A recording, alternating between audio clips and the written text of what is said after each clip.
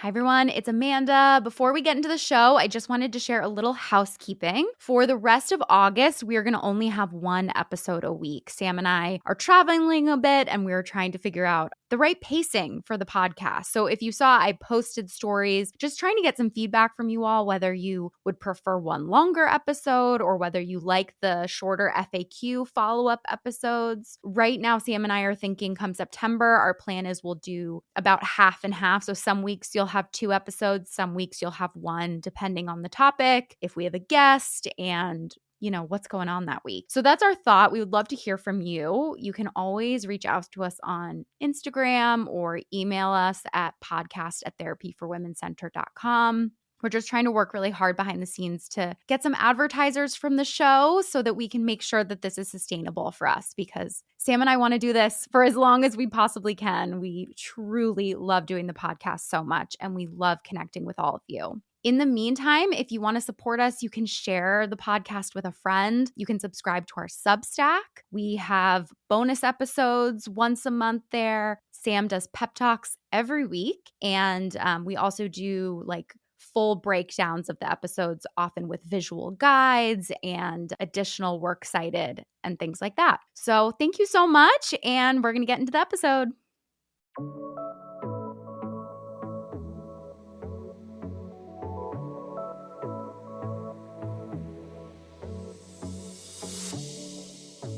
Hi, everyone. Welcome back to the Nuance Needed podcast.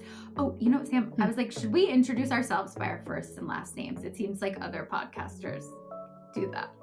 Sure. Do you think? Yeah, let's do it. I also think we should have more banter in the beginning. I know, but some people don't like it, so you guys can tell us if you like it or not. We just bantered for 43 minutes before we hit record because we had a lot to catch up on. I was going to tell you to hit record because I felt like we were going to hit on some vulnerable things, but we also hit on some vulnerable things that I don't think we would want the public to know just yet. So sorry, guys. You'll get that information eventually. Join our Substack where we share more vulnerable, deep things. We share vulnerably. I share vulnerably from this happened to me 5 years ago. Not right now. But yeah, that's Amanda White and I'm Sam Dalton, and we're going to start doing our first and last names. So we got a lovely message from someone who wanted us to talk about loneliness and existential dread and the fear of being alone. And we thought this was a great topic. And when I asked Sam if she wanted to do it, she said that on her recent trip to England, she had a lot of thoughts about this. So do you want to kick us off? Yeah. So I think, first of all, my experience is unique because I am also single. Yeah. So I think that adds an extra layer to it. Definitely. So yeah, when I was just in the UK, I spent the first part of the trip with my sister. And so that was fun. That was great. We get along. We traveled really well together. And then we went our separate ways because she went to a work event that she was helping manage. And then I went up to Edinburgh, Scotland by myself. And what I realized was, how there's a lot of people that kind of talk about traveling alone is a big deal. And well, I was going to say, I've never traveled alone to another country. Yeah. I had never done it either. And so I just went to King's Cross Station in London and got on the train and pointed north. And I've always been a fairly independent person. Mm-hmm. So I don't think it rocked my world that hard. But that was the first time I had traveled where I wasn't meeting up with anybody or I wasn't going for a specific purpose. I literally had just decided I want to go see this place. Yeah. I'm going to go do it by myself. Oh, by the way, I've never been there. Mm-hmm. Never been there. Because I think if I just decided I want to go to London for a week by myself, that wouldn't even cross my mind because I'm very familiar with the city. Right. Even if I went to New York. But then even New York would be hard because I know a lot of people in New York. So I would meet up with someone eventually. Yeah. Anyway, so. Well, that's good. You're much more social than me. In case you haven't noticed, guys, it's giving black cat, golden retriever. And if you could have Am I the black cat? Yes. I just like who I like, and I want to spend as much time with the 20 people in my life that I love. I know. And I I forced need to get myself. better. I forced myself onto, so it's fine. But yeah, so I was on the train and I was going up, and the countryside is just like absolutely lovely.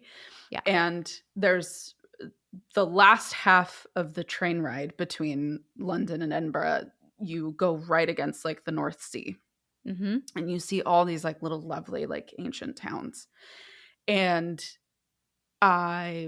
when you're by yourself, you don't really have anybody to talk to. And in case you guys haven't noticed, I really like to talk. So I was talking to myself in my brain. And Okay, wait, can I just Yeah. pause for a second? I still really okay. We both love Sharon McMahon Yes. so much. Sharon said so. Yes. One day we'll die if she ever agrees to come on the podcast. Yeah. And Sam has a master plan to try to get her I on. do. We'll see. Sam is much better at just like shooting for the stars, where I'm like, let's shoot for, down the street. Mid is And then fine. we'll see.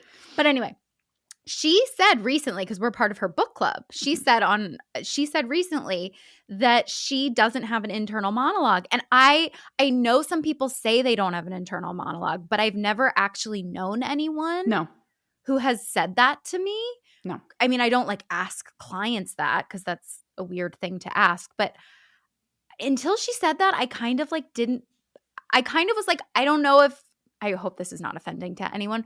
I kind of was like, maybe someone is just like not mindful enough to notice it. No, that's a really interesting point. But Sharon, I believe that she's definitely mindful enough. And she says she does not have an internal monologue.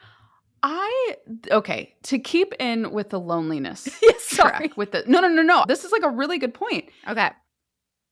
Because I have an Oscar level internal monologue going on Same. in my mind at all times. From the moment I wake up to the moment I go to bed, and then when I dream. That is just constant. Yeah. So with that, I would be really interested to know that people, if they do have an internal monologue, do they feel less lonely than people that don't? That's a good question. Because I was just entertaining myself. Yeah, no, I think about everything. All the time. Yeah. I was I never, I mean, it's too much. I probably need to learn to calm down, but I just will think about everything and read everything, and I will just read more books, and I'll think about things, and it's it's probably too much, but I can entertain myself very well. Same. I'm really good. I was a really good kid at parallel play. Yes. With that said, yeah, because I do have that internal monologue, and so I was just thinking of everything, oh my god, this is amazing, I love this so much, blah, blah, blah. And then I was thinking about the podcast, which is what we were talking about before we got on. Yep. So while I was there, it was a really interesting experience because I wasn't necessarily alone because you're surrounded by people, and I didn't feel lonely. Mm-hmm. I was really enjoying it, and I was really leaning into the experience of being present, and I was trying really hard to be mindful of where I was and being in the moment. I had a spiritual experience with cows, which was really confusing. And okay, you'll have to tell us about that later. I'll get to that one. I'll put a pin in that one. But with the moments where it would hit me was when I would see people my age who were either with a group or in a couple. Yeah. Those were the moments where I would look at that, and there was kind of that little twinge of, oh, that would be really nice to be experiencing this with someone right now. I think too, though, the difference is, I mean, I don't have, a partner right now, but I have friends that I know with the right amount of planning, I could have been in a group. So I think it was, for me, I know I have those things. They just weren't with me in that moment. And so I think that was how it didn't feel as oh my gosh, I'm alone in this city by myself. I physically was that, but I didn't mentally or emotionally feel that because I knew I had connections. I have people that care about me. I have people that love me. But what I sat with the most was, I think, the realization of how important it is, I think, at times to make sure you're scheduling in experiences where you are going through that same experience with someone else physically with you. Mm-hmm. I don't think I would. I realized I really liked solo travel.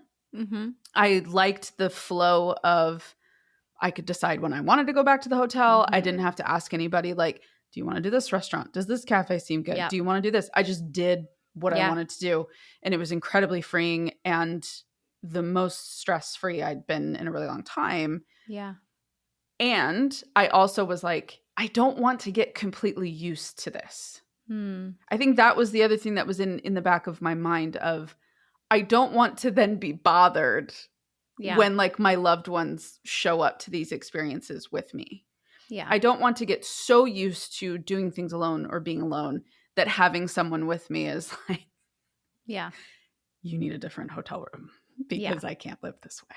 I think what's so interesting about just like the concept of loneliness is how my relationship with loneliness has changed a lot. Mm, I like associate myself with being someone who's been very lonely. Like even though I grew up with a brother and a great family and stuff like that, I just always felt maybe not when I was like really young because I had a lot of friends and things like that, but just like the act of moving left me in a place of like always needing to make friends, right. always feeling like the odd person out, always feeling not invited to something or not known. So I really struggled with loneliness. And it was like it fueled like kind of my obsession to be cool, which we talked about in the episode we did about being cool or uncool. But I think what's so interesting is, yeah, I struggled with that a lot. And then, I really thought that once I got married, I would never feel lonely again. I Because think that's kind of how it's sold to you. yeah, I think that's a very common trope. I mean, that's Yeah. why people are constantly questioning me of like, when are you going to find someone? Because there is this assumption that once you find someone, well, you're never physically alone. So that must mean you never feel emotionally alone. Yeah. And I think like too, the lone, like I really thought once I got married, like, I have someone to, and it is very nice. Like I'm not going to lie and not say like, it's great that I know what I'm going to do for holidays with someone. Like I don't have to be alone for a lot of things. I always can have someone to go on vacation with or go to a restaurant with or, things like that I think is really important and helped me. But it doesn't just solve your loneliness, especially I think I learned about this during the pandemic. There are different levels of like essentially relationships and loneliness, right? There's like intimate, which can be a partnership, close family, close friends. Then there's sort of like friendship, a wider circle, everyone that you're kind of friends with, and then community. And you Mm, need to kind of have all of those fulfilled. So I think I often like I thought that all of those would be fulfilled when I got married when really it's like you need to still have like friends and it's different for everyone, right? Like right. how many people you need in each circle is different. But it is why I do enjoy going to like a workout class or going to a coffee shop or something even when I'm alone because you do feel connected to like going to a concert is the best thing because you literally feel connected to Yeah. everyone and it's this like spiritual experience of there is a specific thing that I think we all learned during the pandemic of doing something at the same time with people is a very different experience. And Mhm. it's why, knock on wood, I hope we start to realize that online interactions are not the same as actual community and connection. But yeah, and the other thing I was going to say that I think is really interesting is then I had a child and I never feel lonely now ever. So if you want to cure your loneliness, just have a kid. There Just you kidding. go. There it is. Because you will be so overwhelmed. You heard it here first. Motherhood is the guarantee of no loneliness ever again. Until your children leave you Yeah. and then you're screwed and you're back to being lonely again. And And potentially worse, because if you don't keep up with the relationships in your life, then you're really screwed. And if you, like some people don't have the time to invest in their partner and then they're, that's what we call a slippery slope. yes, exactly. Yeah. I really relate to, which is interesting because we're in two different like life spheres. That idea of you thinking like, oh, once I have Mike, now that I have Mike full time, he's stuck with me. Yep. We won't have this loneliness. And I think what's interesting is a lot of people assume that because like I live by myself, I mean, I live with my sister, but she travels a lot. Yeah. So I'm often alone. I think in the reverse, people assume that I am going to be lonely all the time. And do people say that to you, or how do you know that? Well, people will be like, "Oh, that must be lonely," or like, "Do you feel literally lonely?" say it? Yeah, literally say they it. literally. I thought that maybe people were just like, "How do you like living alone?" No, I mean, some people do ask that, like, "Oh, how is it?" However, I think you can pick up underneath. There are some assumptions that tend to come from people who are married or partnered or have kids of like, "Wow, that must be lonely," and I'm like, "No, it's actually." I loved living That's alone. pretty I mean, nice. you know, the controversial thing I'll say is my husband and I sleep in separate bedrooms a lot. My parents do, and it's the best thing they ever did. And they love each other deeply, dearly, and they go to different sides of the house. We also both work from home, so I like see him all day long. I'm just like, I need some alone time. I can't look at you again. Thank you.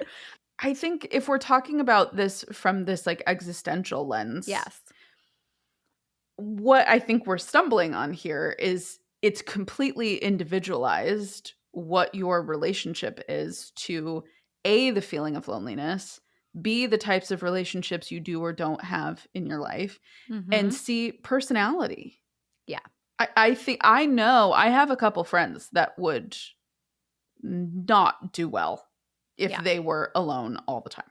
Like they need people. I also know people that struggle to kind of venture out because they're so comfortable by themselves. Yeah. I kind of think I'm in a space in the middle. I think something I was really proud of on this trip was I didn't let the moments of loneliness stop me from doing anything. Like I didn't think, oh, like, is it going to be weird if I go out to dinner by myself? Or like, what will people think if I'm doing this by myself? I went to this place called Islander. Cannot recommend it enough. You make your own little Harris tweed bag. Oh yeah, I saw your story of that. That looked really cute. It was so fun. And everybody there was in a group. Yeah. I was the only one that was there alone. And there was, I think there's 16 people in the class. So there was like a couple groups of like 3 and 4. Then there was me. And me and Jill, the person who was leading the class, we became friends. But I guess I'm kind of like that. I'm a little more bold. I'm a little more forward. And even if I feel shame or embarrassment, I just plow through that and I make it a joke and I kind of do what I want to do anyway. Yeah. And I've tried to be more cognizant, like even in my professional work with people, that a lot of people don't operate that way. Yeah. And that the fear of being by yourself and doing things on your own is a very valid, real fear. And I think if we're feeling that we're in a season where things are feeling more lonely, more quiet, more singular, we can get the perspective that means that's how our life is going to be for forever. Yes. Especially if we're in a season where maybe a relationship has just ended, or you went through a friendship divorce, or you're grieving a family member, or multiple family members have died in a short span of time. You know, I think when we're in those types of seasons, it's really hard to see through that and be like, well, this doesn't have to be an indicator of how the rest of my life will be. Yeah. But if you are in a season where you feel lonely, it's really hard to dig out of that. And I do have some of those moments. I actually think it hits me more when I'm just at home. Yeah. Like if I have a whole weekend with no plans, sometimes that's okay. But there have been some weekends, especially like moving here, where I don't know a ton of people. I don't have a ton of options to like reach out and do things, that I'll get to like Sunday and be like, I'm such a loser. Like I'm 35. Well, no, I'm not 35 yet. I'm 34, and you know, like here I am by myself. Like it's really easy to kind of like beat yourself up and see it as like a fault. I know. I like feel myself a lot of times. Like I get like anxious for you, and I'm like, not anything you're doing. I'm just like, I can so imagine what that would be like, that I'm like, I need to make sure I see Sam every weekend that she's here. I know. It's I go back and forth with it because there's other weekends where I'm like, this was incredible. Like, Yeah. this was what I needed, especially because of the work that we do. Yeah. Talking to people and taking on really heavy emotions and stories. It's nice sometimes to just cut out humans for a minute. And I think, Sam, like, you have, like, hopefully this doesn't sound weird, but you have, like, a great life in terms of, like, you're really good at taking care of yourself, and, like, you cook, and you take great care of your space, and you have your hobbies. Like, I am much more of a disaster. Well, and I guess like, I forget to get dressed, and I like am drinking like a yogurt smoothie, and I'm like, doing 900 different things, and I'm trying to get better. And I also think it is like the season of my life in addition, and I'm feeling a little more calm as my daughter is like getting closer to age 3. I feel like I was able to like make my bed today, and I'm in less pain right now. But yeah, I mean, like, did you ever I'm sure you did. The Wedding Planner? Yes. Right, with Jennifer Lopez. Yeah. Okay. The iconic scene where and maybe it's supposed to be sad, but I was always very inspired by that scene where she eats dinner in front of the TV alone. I think that was supposed to be sad. I thought it was like, look how I was inspired by it as a kid, because I was like, look how clean her apartment is. Look how organized and like proper, and she's really like creating a vibe for herself, and she like seemed very fulfilled in that moment. Was that maybe like one of the first scenes in a film that showed the possibility of like girl bossing too close to the sun? Like maybe introducing maybe some of like the cognitive dissonance of like, she seems happy, she seems okay, but there was a little bit of an angle of like something's missing. Oh yeah, and they were like, she can't actually be happy. She obviously needs to be married. Right. She obviously needs a male figure in her. Yeah, home. And like, she's destroying her life taking care of like her dad and like that whole thing. Yeah. I mean, I don't know enough about cinema before that time to be able to comment, but maybe that was I always watched that and I was like, she's so beautiful and organized and her house is so clean, and I would love to be that fulfilled. There's my future. Like Sex in the City, I used to be very inspired by how, and maybe it was also like my eating disorder, where like I used to have such a terrible fear of being alone because like I would like binge and purge so much. It was terrible being alone. I like couldn't live alone, but I also couldn't live with a roommate because I was like stealing their food. So, I think, but when I used to watch like the women in Sex in the City be alone and have these like apartments that were different, and obviously it went like Carrie Bradshaw like way too far, but like there was a particularness of, even I think the scene in like Sex in the City 1 where she's watching the movie on New Year's and she's eating a cup of noodles, and it's like supposed to, I think, also be sad because she's alone. But I was just like, I guess I was inspired by people being able to be with themselves and be able to be content. Well, yeah, because that in that moment when you're seeing that, were you recognizing that that's something that maybe would feel difficult for you? Yeah. And you were seeing that it's possible to maybe be okay. Yeah. I really related to the film 13 Going on 30. When you were young. I wanted to be 30, flirty, and thriving. I really thought that was going to be a vision. When you turned 30, that would be it. And then I turned 34 and I still wasn't flirty or thriving. So was she really flirty and thriving though? Yeah. No. Unclear. Well, to go back to when you brought up your original question, that dear listener, we're landing the plane, promise. I think because you just brought up a point where you said like, well, you take really good care of yourself. Yes. And I think when you are not beholden to someone Mhm. else, when you are not beholden to someone else's schedule, it can be very easy to lose track of your own Mhm. sense of time. Yeah. And so what is very helpful for me is having a rhythm to the day Mhm. and maintaining that rhythm even through when I don't have clients or I don't have work stuff that needs to Mhm. get done. So even on Saturdays and Sundays, I wake up, I go to the gym, Mhm. then I think through the day of like, okay, oh, I haven't like baked in a while. I think I'm going to do that. Mhm. Or, I have a bunch of paint stuff that I've been playing with and I was Mhm. like, okay, I think I'm going to do that. And then, oh, I think I'm going to go to this store to get out, like Mhm. be out of the house. But also a big thing for me when I'm in my house is I still like get ready. Mhm. I might not do like full glam, but Mhm. I'll be showered with clean clothes, hair done at a Mhm. minimum. And what I found was having that routine, you're still living life. Yeah. So many people stop, and I struggle with that a lot. I am someone who lives for when life gets less crazy, I will take care of myself. And you don't. And I'm very inspired by that, actually. Thank you.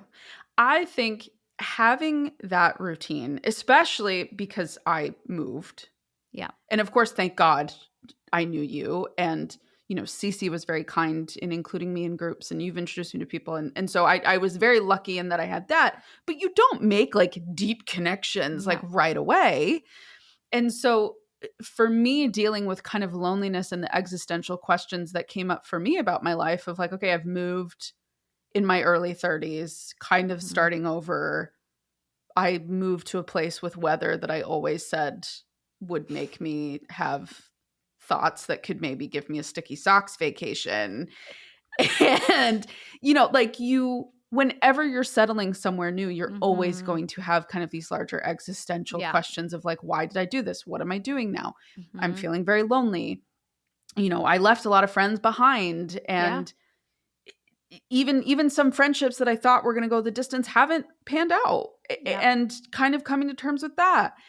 And so for me, what has been the most helpful in this season of like some loneliness and existential dread Mhm. is having this sense that I am still living my life. Yeah. That I Right. am Life hasn't stopped. yes, that I still have purpose, I still have meaning, I'm still making memories, I'm still doing things. Mhm. Even if I don't necessarily hang out with somebody, what am I going out and doing that's different? Mhm. Am I still going to try a restaurant? Am I still going to go out to a cafe? Am I still going to go see something? I'm going to go to the beach by myself. Like, I'm still going to live.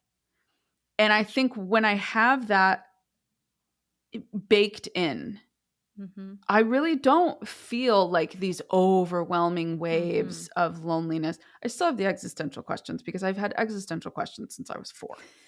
So that's Same. never going away regardless. But if you're feeling like you're in a season Mhm. where it either feels chaotic or it feels really lonely or it feels like everything's falling apart and it hasn't started to come together yet, I would really lean into like you still get to live. Mhm. Your interests still matter, your goals still matter, what you want from life still Mhm. matters. And to not think like I have to have someone in my physical proximity to Mhm. have those things have meaning. Mhm. Because that's just not fair because Yeah. I am a worthy human by myself. Even if I never find somebody, Mhm. even if I go the rest of my life alone, as Mhm. some people would say, I'm still a human. I Mhm. still have things that matter to me, things that I want to achieve, things that I want to see. And so I still live my life filling that void. Mhm. And to accept that those feelings will happen and they're Mhm. uncomfortable and they're not fun. But my line is I never make decisions from that place Mm. ever. So the first night that I was in Edinburgh, well, technically the second night, because I got there at like 8 o'clock and I just went to the hotel and went to bed. But the next day, I was like out and about all morning, seeing like all the stuff. And there's this place in the middle of the city called Arthur's Seat. And it's basically like this giant hill mountain climbing thing. And so I had my rain jacket all day and it was like sunny and I felt like an idiot. And so when I went back to get changed to go on the hike, I was like, well, I'm not going to need my rain jacket. Yeah. No. So I get there and it was kind of cloudy, but it wasn't like rainy cloudy. So I was like, okay, we'll be okay. So I start hiking up and there's a bunch of people around and I start getting to the top and it's a hike. Like it was not fun. Yeah. Once you got about halfway up and you were like really working. And so as I'm like getting halfway up, I'm noticing the clouds are getting like darker and darker and darker. And I'm like, yes. Because it's about 45 minutes to an hour to get from like the bottom to the top. So you then assume it's going to be 45 minutes to an hour from the top to the bottom. So I got to the top and it starts lightning. And I'm at the highest point in the city.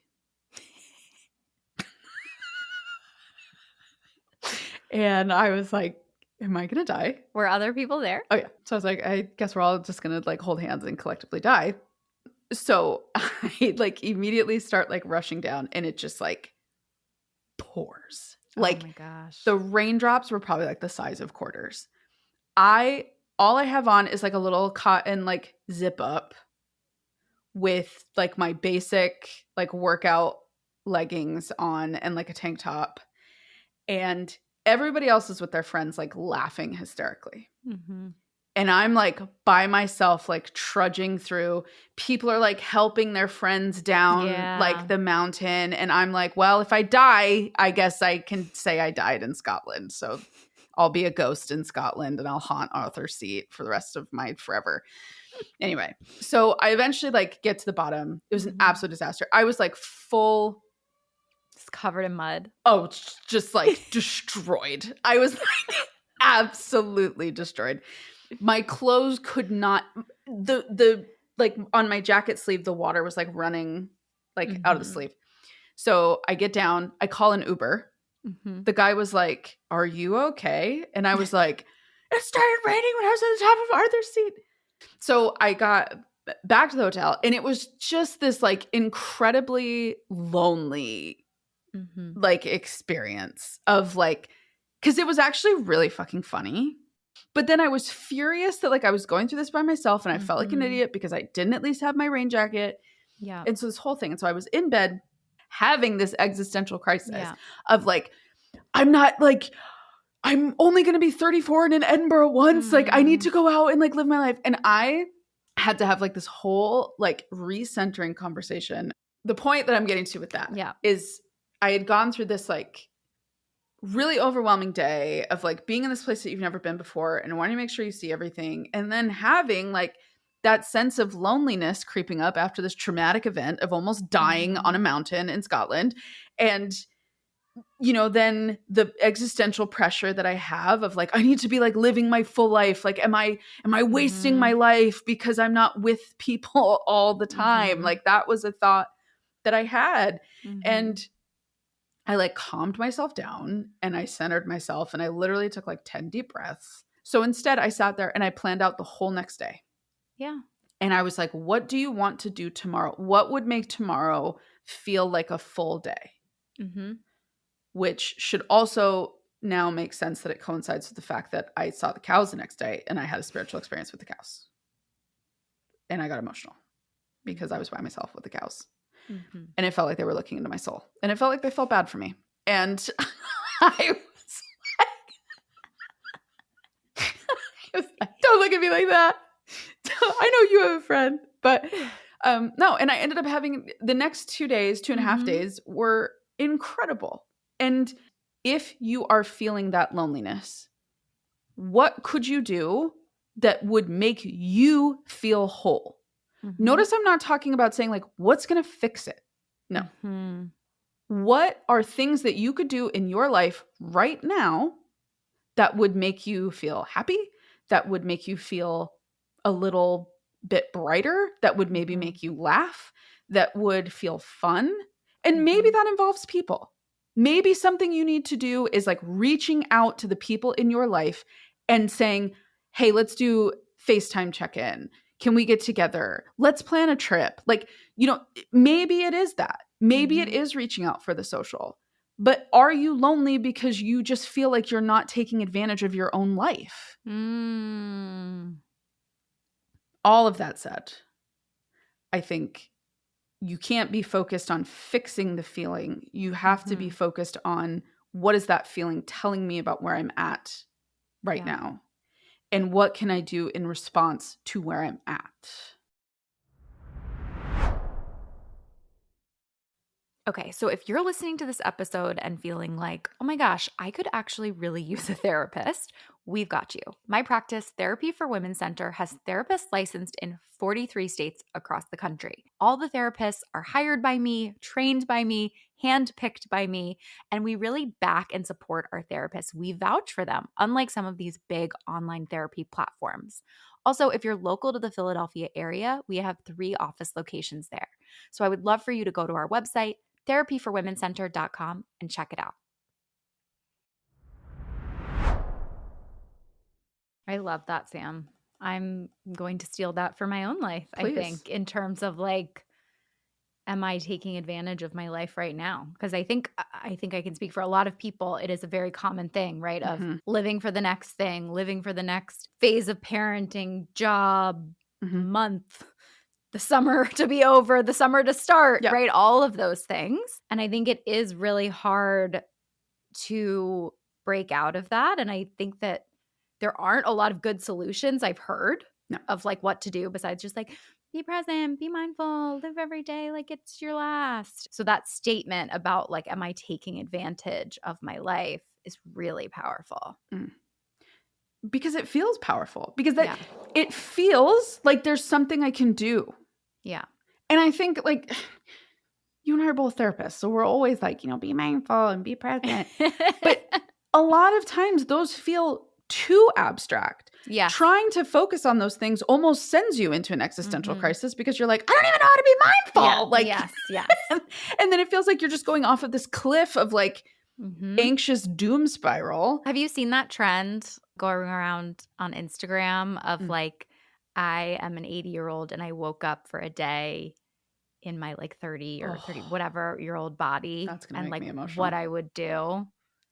And it's like a lot of the answers are like really, really beautiful. Yeah. And that's kind of how I'm trying to live right now in this season that I think a lot of people project on.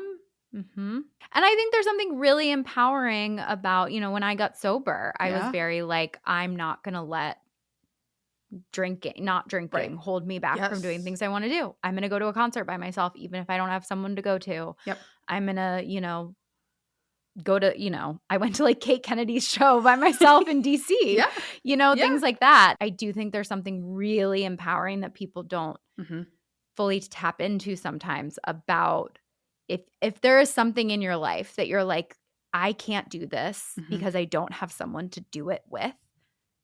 Doing it by yourself is so empowering. It doesn't mean it'll be perfect, but I also think we have to remember that even if you're with like your loved one or your partner or your family or whatever, like that's not going to be perfect either. No. So you got to trade, right? Some loneliness maybe for some annoyance, right? And that's okay.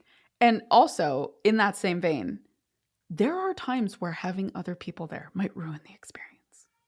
That's a good point. If they aren't as excited about it as you are, if they aren't into it, if they don't like it, if they, you were kind of I went to Taylor's. I flew across the country by myself like 2 months postpartum to go see Taylor Swift by myself. Oh. And I had the most incredible time because it was also like the first time I'd been away from my child, so it was like so great.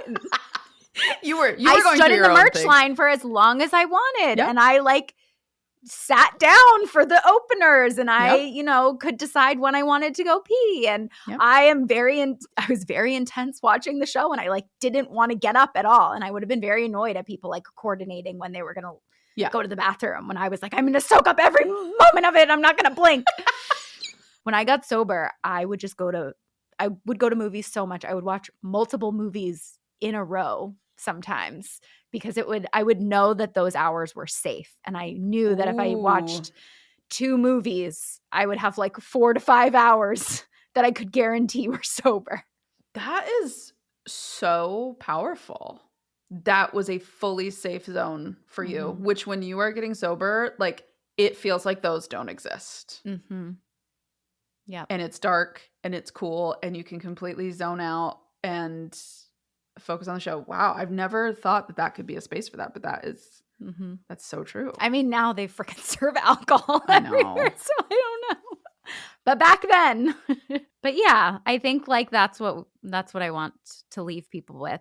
Sometimes the things were, avoidance a lot of times makes anxiety worse, and facing things that you're holding yourself back from doing can be one of the most empowering things that you do. I 1,000% agree. And I know loneliness can feel like physically painful. And I have experienced that in my life, and I've experienced that recently. And it can feel very dark. And it is a feeling that I think very easily becomes all encompassing. That is why there's an acceptance part of it, to make peace with maybe you're in a season of your life where that might be a feeling that pops up more often than others. And I think, and this is just how my brain works, the way I had to see it is it's a time of opportunity. And for me, and like even on a professional level, I'm like, how lucky am I right now to have this period of undivided time where I can work late, I can work early, I can work the weekends, I can do whatever I want to do to work on my goals. And, I'm a believer in like a higher power in the sense of the universe. And if you are in a season of loneliness, what can that season teach you about you? What can you get out of that season that makes you feel closer to yourself?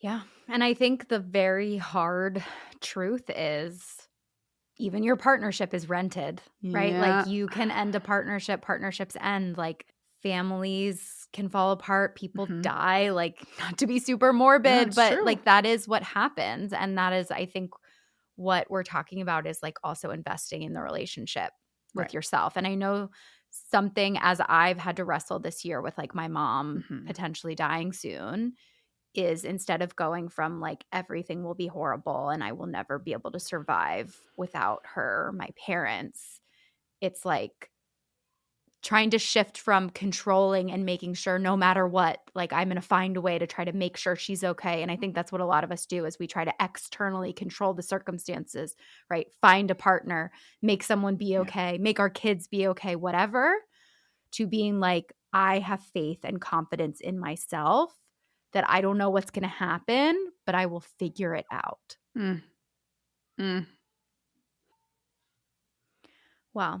Thank you all so much for listening. As always, we still are shocked that we have this podcast and that people listen to us, and we really appreciate it.